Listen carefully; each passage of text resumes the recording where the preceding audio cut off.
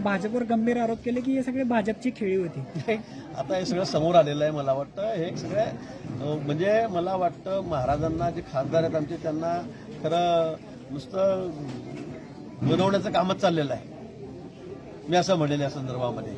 आम्ही ज्यावेळेला प्रामाणिकपणे आम्ही त्यांना त्या ठिकाणी खासदारकी दिली त्यावेळेला आम्ही तर काही म्हटलं नाही इकडे जा का तिकडे या का हे घ्या का ते लावा का गळ्यात घाला का हातात बांधा म्हणून. परंतु ज्या पद्धतीने शिवसेनेने अटीशर्ती टाकल्यात त्या चुकीच्या त्यांनी आधी सांगितलं की मला अपक्ष म्हणून तुम्ही निवडून द्या. खरं म्हणजे त्यांना द्यायचं होतं परंतु त्यांना ते करायचंच नाही. त्यांना ते करायचंच नव्हतं आणि हे सगळ्यांचं त्यांचं राष्ट्रवादी काँग्रेस असेल शिवसेना असेल यांचं आधी ठरलेलं होतं. हे एक षडयंत्रच होतं आणि त्याच्यामध्ये ते सफल झालेत. महाराजांना मुद्दाम जाणीवपूर्वक त्यांनी त्या ठिकाणी डावललं.